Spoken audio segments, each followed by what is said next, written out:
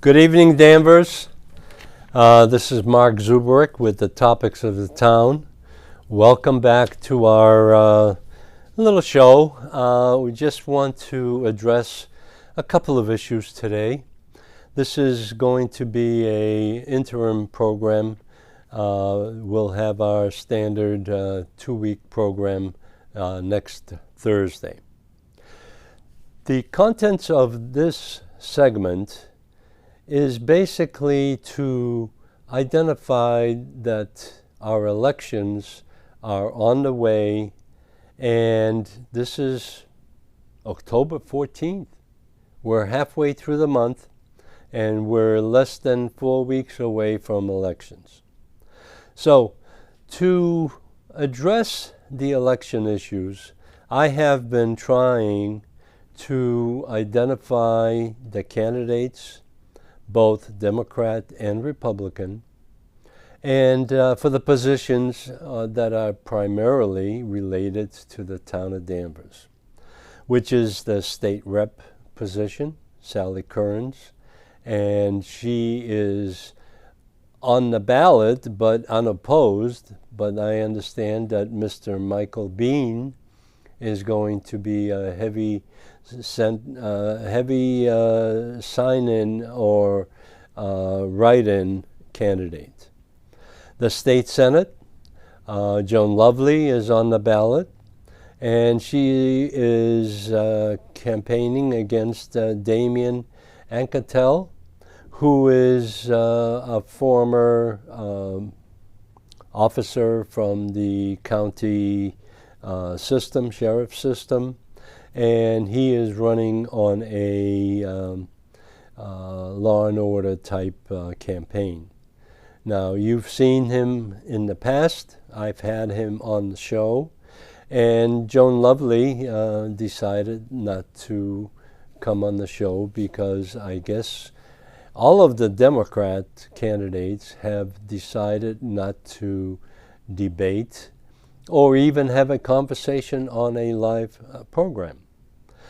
Seth Moulton is another one, and Seth Moulton is being challenged by Bob May, and that is a position for Congress in the U.S.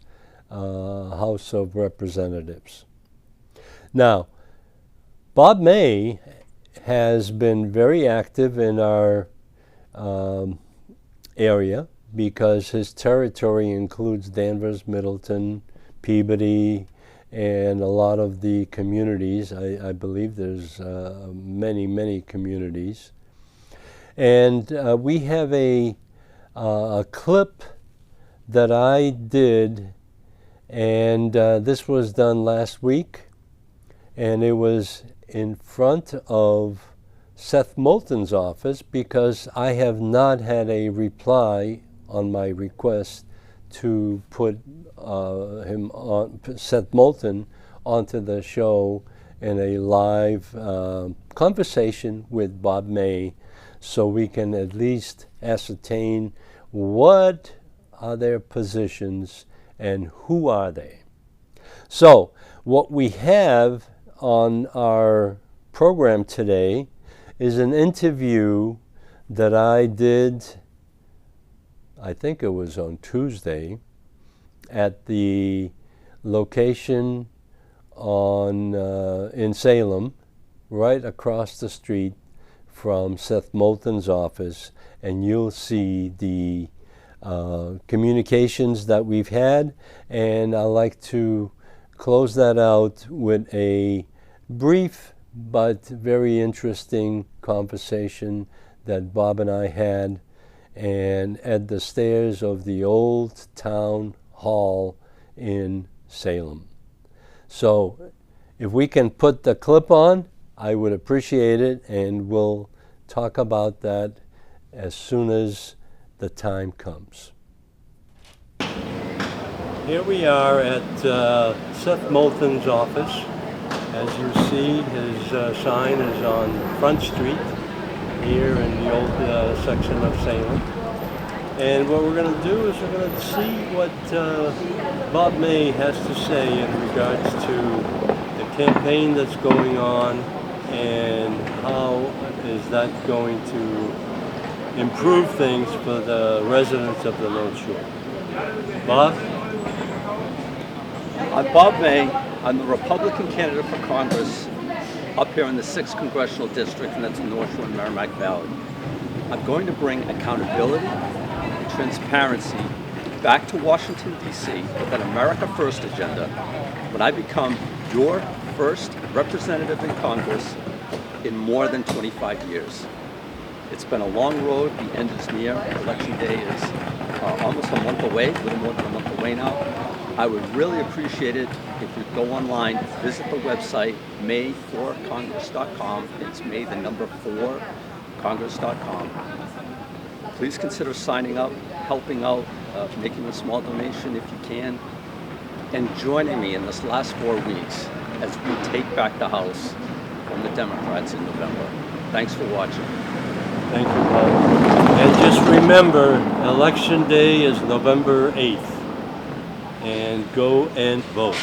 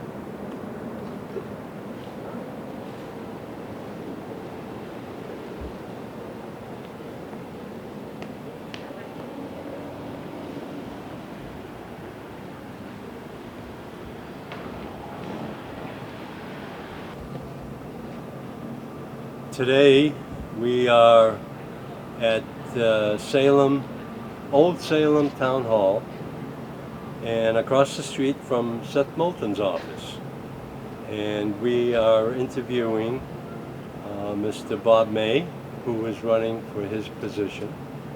And what we want to do is just give Bob an explanation of what this job is all about, why are you running, and what do you need to accomplish doing this job? So, Bob, take it away.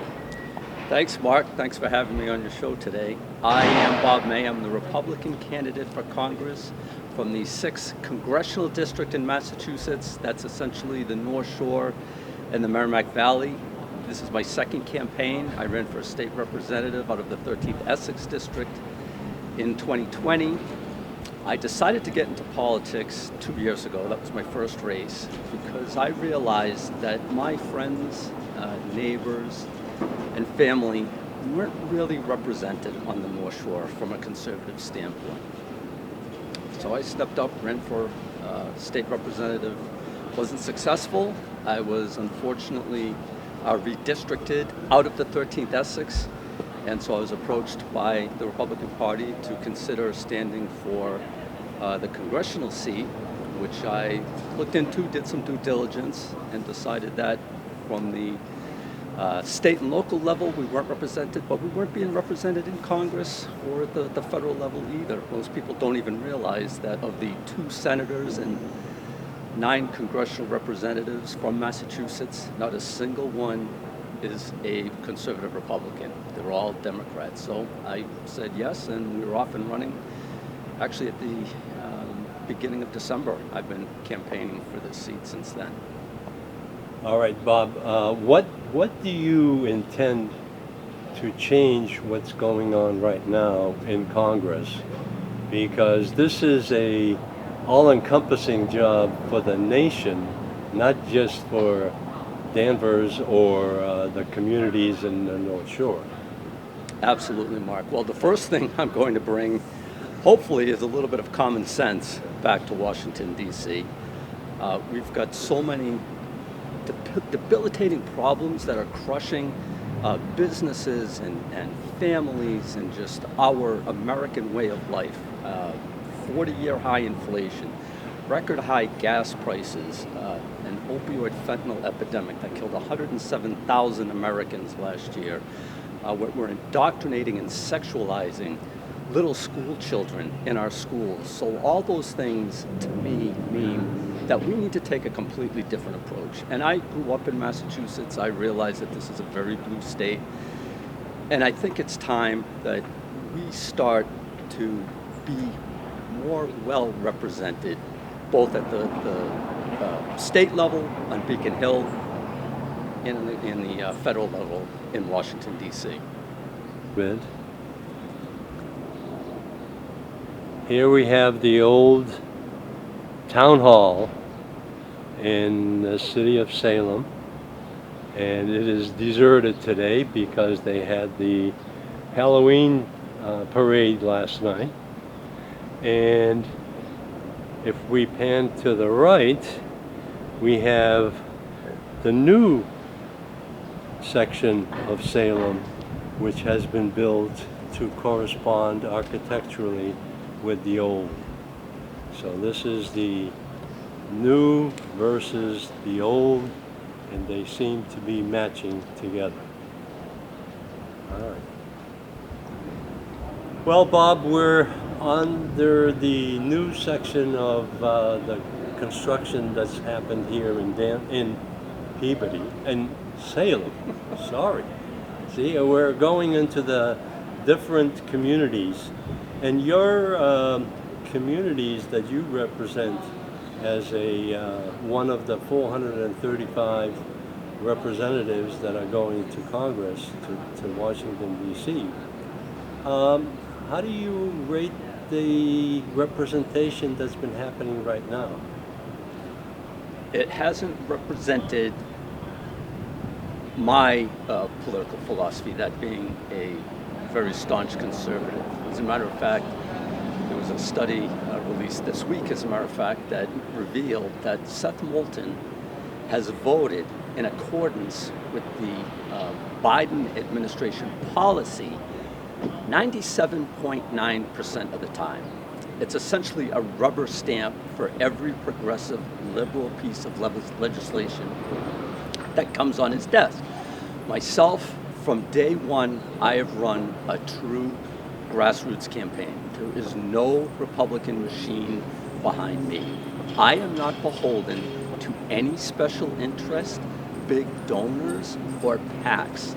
So although I am one of 435 representatives in Congress, I am very confident that once I'm elected on November 8th, in January, I'll be joining an entire trove of true independent conservative thinkers like myself that are going to be able to get our country back on track. Thank you, Bob. The one thing that I wanted to bring up is that Seth Moulton has been approached to do a interview or a discussion on my show, and it seems like the Democrats in all the positions in this state and the Congress have been hiding, and I have not received any concurrence on doing the show, but I appreciate your time. So one of the things that I would like to get across is that our communities, which span from Amesbury to Wilmington, West Newburyport, Danvers, Lynnfield, Lynn, are extensive because you have a lot of people that you represent. Now, what is the first and most important thing that you want to accomplish in Washington, D.C., and how will you make that happen? Okay, so I'd like to go back to your original observation about the Democrat candidates not being available to any kind of open discussion or debate. And it's almost like all 9 of the congressional candidates on the Democrat side, although only 7 of them are being contested, it's almost like they're in witness protection programs. They refuse to come out and talk to the voters and answer their questions and concerns about what's going on in this country. I'll give you a good example. Next week I'm scheduled to participate in a candidate forum for the Greater Lynn Chamber of Commerce. Now, Seth Moulton was invited to participate in person. He declined. He was invited to participate by Zoom. He declined. He was invited to send a proxy to represent him at this forum. He declined. He was offered a chance to submit written answers to proposed questions to him, and he declined all 4 of those opportunities to engage with the voters, to again answer their questions and concerns. So that's one thing. Second thing, the number of issues that I want to tackle as soon as I get to Washington in January, there are too many to prioritize and list. But I will say there are 2 that are very important to me because they speak to the root causes of some of the things that are going on in our country today. One is the indoctrination of our young children, especially the sexualization of these kids in ages as young as 6 and 7 years old. That needs to stop because unless we get kids a full, rounded education in reading, writing, math, history, the sciences, they are not going to be prepared to be well-rounded citizens in a global economy. Okay, so that's number 1. Number 2, one of the things you don't hear about so much today that I am a huge proponent of is term limits. Term limits is, in my opinion, one of the root causes to how we got to the situation that we're dealing with today. We've got career politicians like Seth Moulton who do nothing except grandize themselves and set themselves up for a long career in our political institution. Here we are at Seth Moulton's office. As you see, his sign is on Front Street here in the old section of Salem. And what we're going to do is we're going to see what Bob May has to say in regards to the campaign that's going on and how is that going to improve things for the residents of the North Shore. Bob? I'm Bob May. I'm the Republican candidate for Congress up here in the 6th Congressional District, and that's in North Shore and Merrimack Valley. I'm going to bring accountability and transparency back to Washington, D.C. with an America First agenda when I become your first representative in Congress in more than 25 years. It's been a long road. The end is near. Election day is almost a month away, a little more than a month away now. I would really appreciate it if you'd go online, visit the website, may4congress.com. It's May, the number 4, congress.com. Please consider signing up, helping out, making a small donation if you can, and joining me in this last 4 weeks as we take back the House from the Democrats in November. Thanks for watching. Thank you, Bob. And just remember, Election Day is November 8th. And go and vote. The clip has basically ended right now. And what we did is we had a very interesting interview, and Bob has explained his positions. But I also want to add onto the ballot questions that we have coming up right now. And there are 4 ballot questions. And the questions that are very interesting to us is the question 1, which is the millionaire's tax increase. This is my recommendation would be to vote no on that because it's basically illegal and unconstitutional because we're selecting certain individuals to be taxed to the hilt. But there are also anyone that's making more than $1 million is being taxed another surcharge of 4%.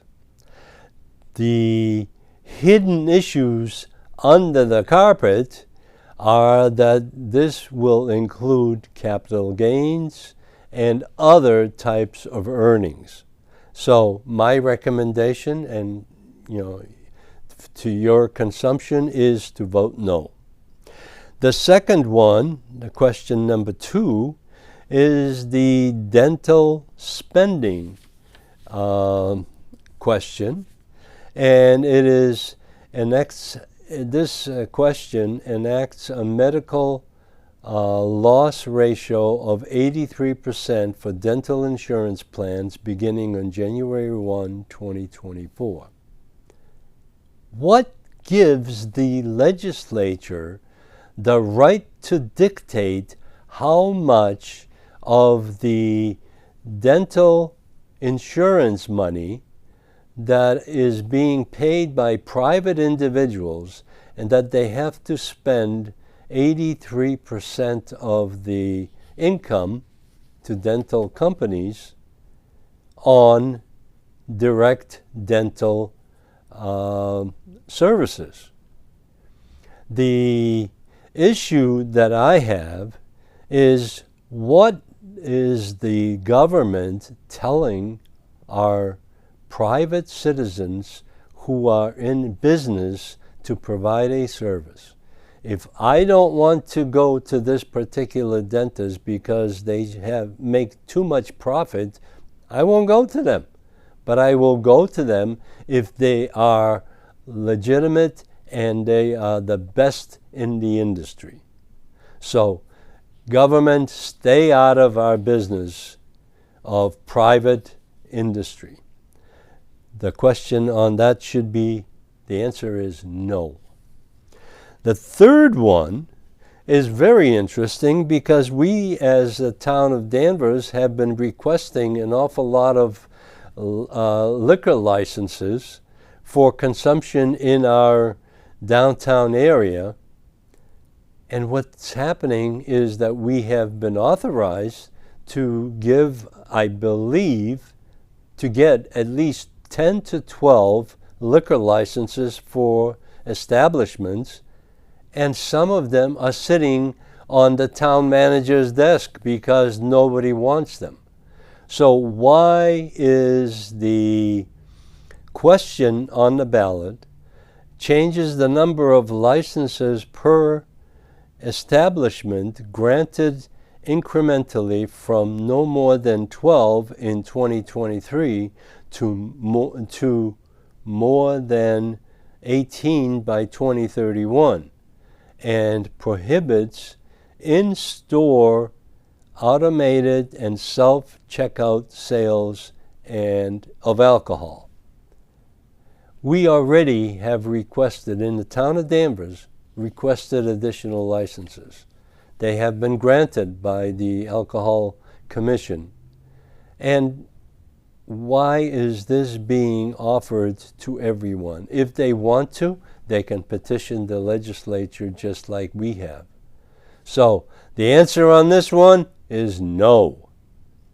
The fourth one, and this one, the response on the internet has been to this one is changes who is authorized to receive a driver's license.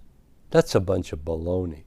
This is the petition that has been signed by over 100,000 citizens in the cities and towns of Massachusetts to eliminate giving driver's licenses to illegal residents of our town. This has a lot of implications on identifying illegals.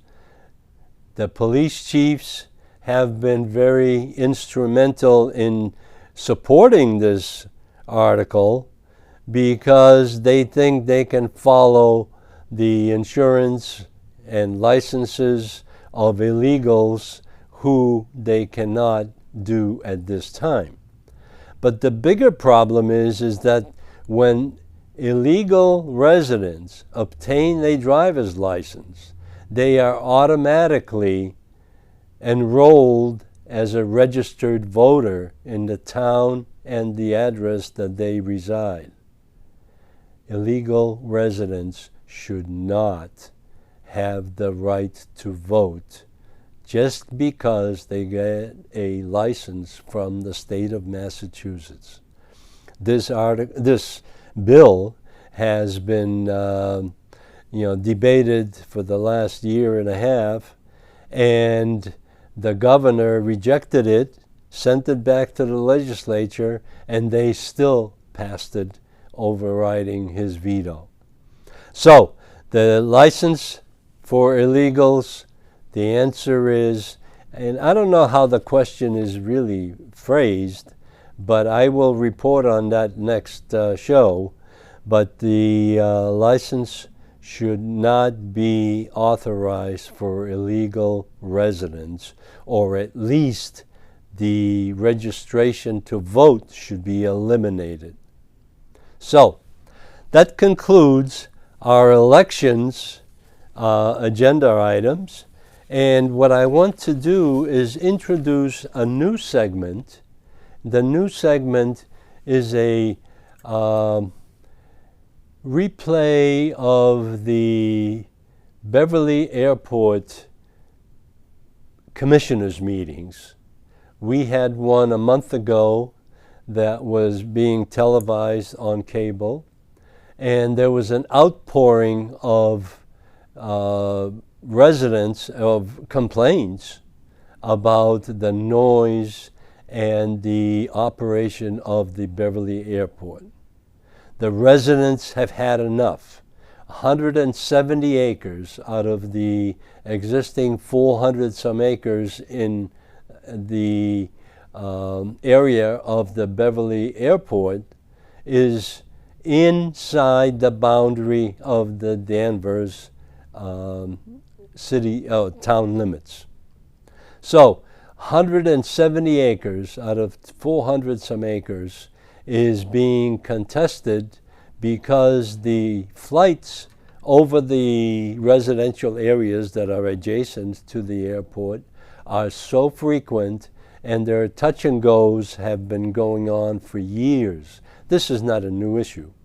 This is an issue that has been complained about, and the commissioners in their wisdom have replied, and I have provided you a airport commissioners meeting that was held this week, and it is being played on cable for your consumption. However, at this time, I would just like to present a response from one of our airport commissioners that have been appointed to the Airport Commission, Beverly Airport Commission. He is Aaron Henry, and Aaron Henry is an employee of the town. He has been active in trying to get a response to the complaints that have been lodged over the last 2 or 3 years. The one thing that the airport commissioners that represent Danvers have forgotten is that this airport issue has been hijacked by the airport noise committee, and the airport noise has become the primary issue.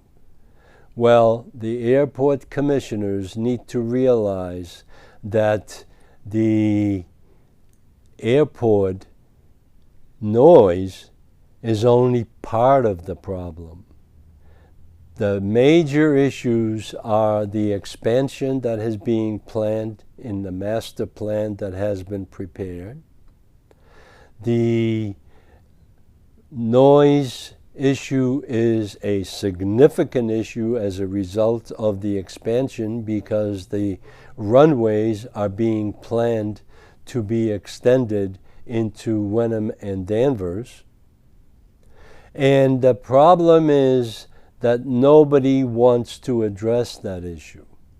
There are other issues. Environmental impact statement has to be prepared, and it is not being addressed by anyone in our town or at the Beverly City Hall.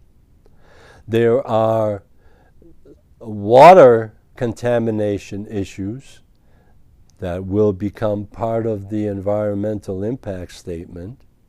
There are lead fuel fumes and contamination that's being sprayed over our neighborhood as a result of the fuel that's being used by the, I call them puddle jumpers.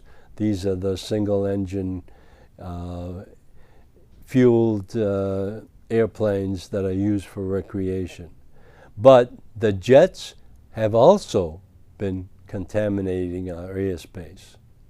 So these are just several small issues, but Beverly Mayor and the Beverly Airport manager do not show up at these meetings. They do not condone any of these issues, but they do not resolve them for the residents of Danvers. So I had a clip that I like to show for the proposed resolution of the noise issue by Aaron Henry, and that will be shown for a few minutes. And what I understand is that Aaron Henry is going to be doing this presentation at the Selectmen's meeting on Tuesday. I guess it's October 18th. And that will be the conclusion that we'll see what kind of results we'll get from the Board of Selectmen. They seem to have been silent forever. So let's take a look at that. I don't know, I think, again, I'm just re-looking at the notes we took from last time, and at a high level, I guess I came away with a couple of high-level things that we, I think as a commission, need to do better with. And I think this is not, I think COVID didn't help being, legitimately without a person on the ground here didn't help. Those aren't excuses, just circumstance that we found ourselves in, unfortunately, I think over the last 2+ years. But I think I came away with the distinct impression that there's a data problem on our end, and that I think that the folks in the community that surrounds the airport are looking for answers to questions, and we are unable to answer them because we don't have the information to answer them. And on top of that, I think clearly, in my opinion, there's a communication problem. I mean, maybe it goes so far to say that communication/trust issue, and that we can't give them numbers. We're not probably being as transparent as we should be, and therefore there's a lack of trust, I think, between the community and the commission, and those are bad. Those are bad things. Lots of talk about the good neighbor policy. I will say, as a commissioner, I don't think we've ever actually put the good neighbor policy in front of us and reviewed it lately. That may have happened at the noise committee meeting. I know it's online and we can review it, but I mean, I think we should open it up and take a look at it as part of a future agenda to make sure that that is still something that we think is a sound document. That's a terrible pun to say sound. We have a noise abatement policy, same thing. And again, I think there's an interplay there, and I'll be totally candid, they may even be the same document, but we talk about those things as policies that exist, and I don't think the commission has really put those front and center over the last couple of years. And then again, around communication, think I would like to see if we could do a better job of reporting on usage and the runways. I think we've seen some examples from other airfields, and again, we may not be able to get to where the abutters are looking for us to get, but I think we owe it to them to have the conversation about what we would wish we could get and try to work with our partners on the field to get that or get something close to that.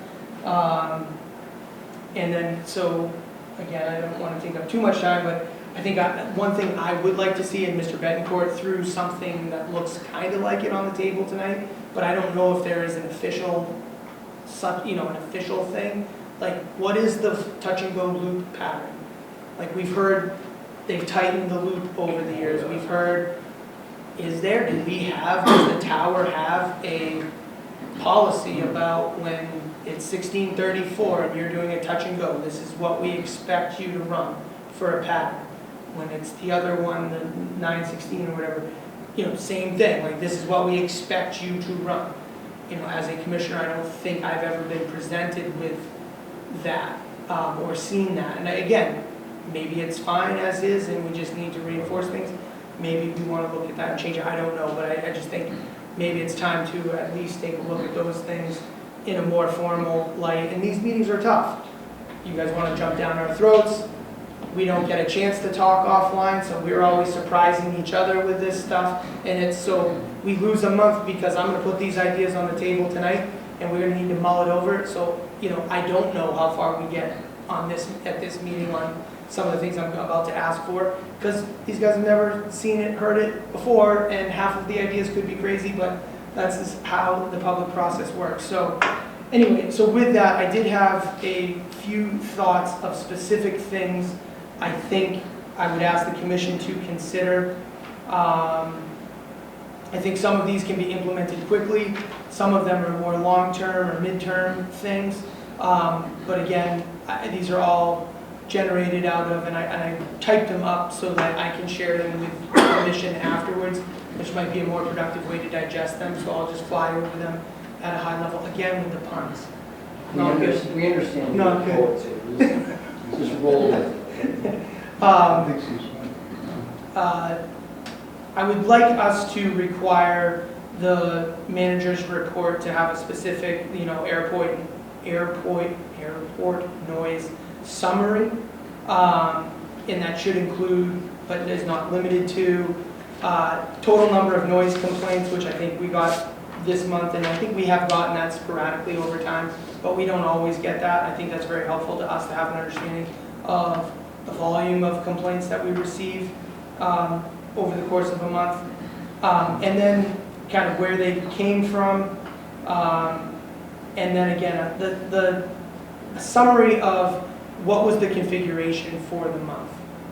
What we've heard a lot, I think Mr. Betancourt said it, we're always using one over the other. It's 90-10 or it's 80-20. I have no idea what that is. And I don't know that we can, I'd love to get that information. That might be from the tower. That may not be something we can get out of the airport manager. But to me, that's an answerable question. How, of the 7,000 landings, how many were on run? Fly the where? Touch your height, never.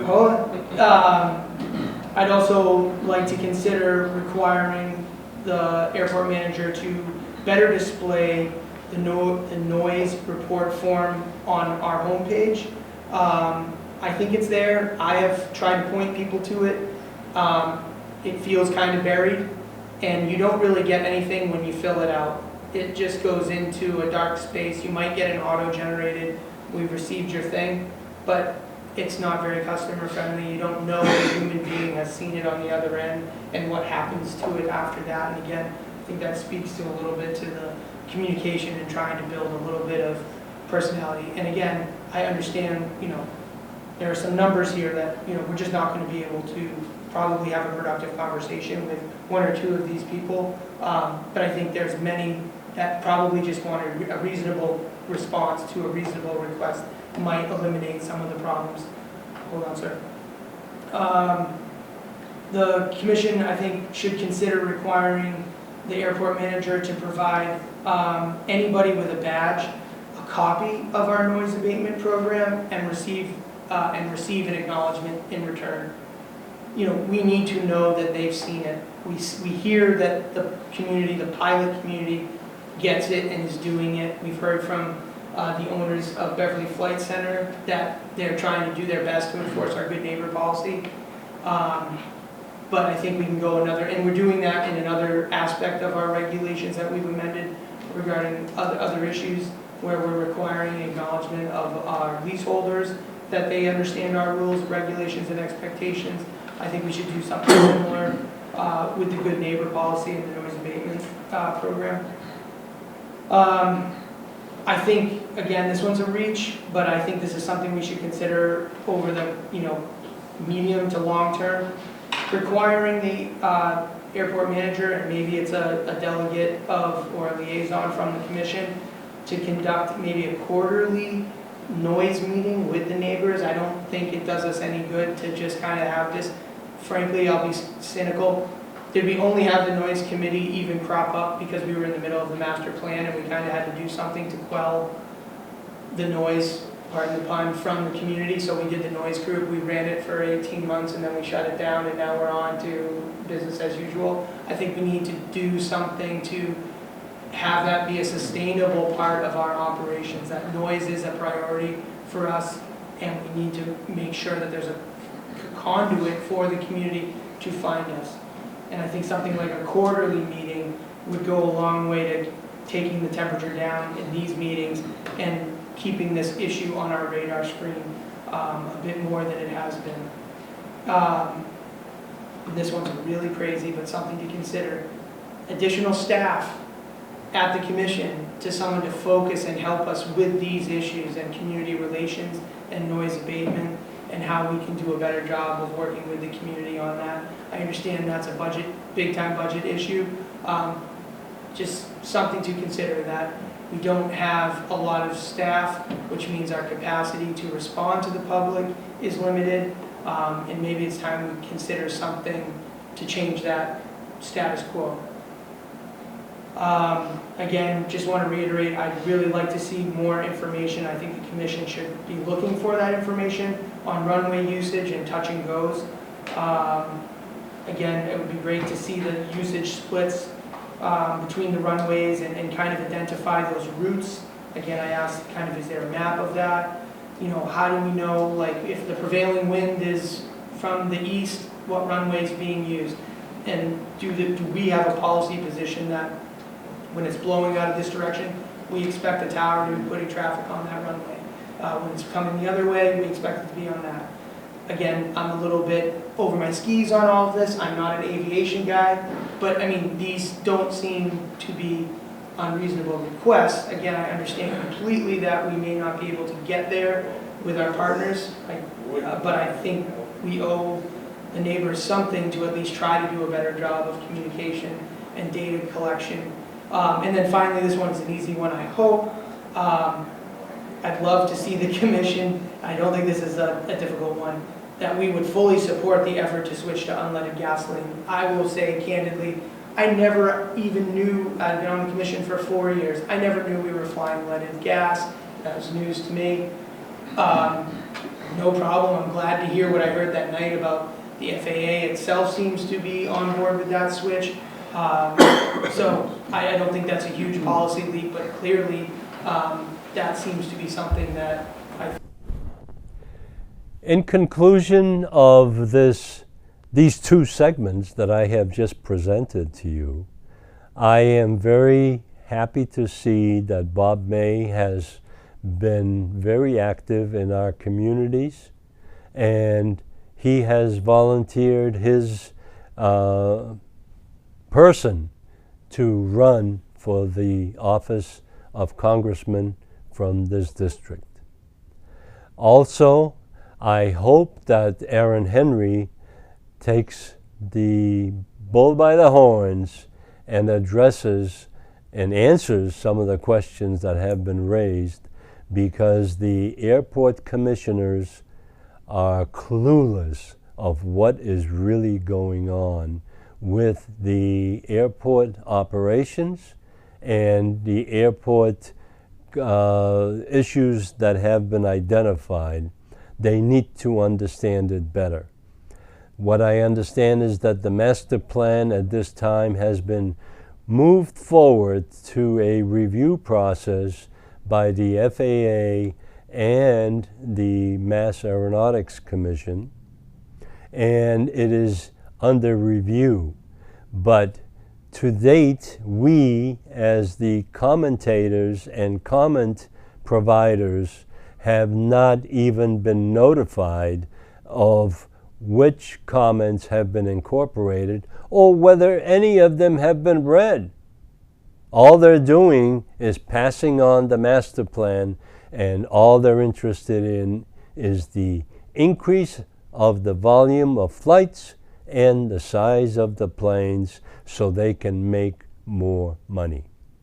The Danvers real estate taxes are not being collected because there's an agreement between the airport and the town of Danvers.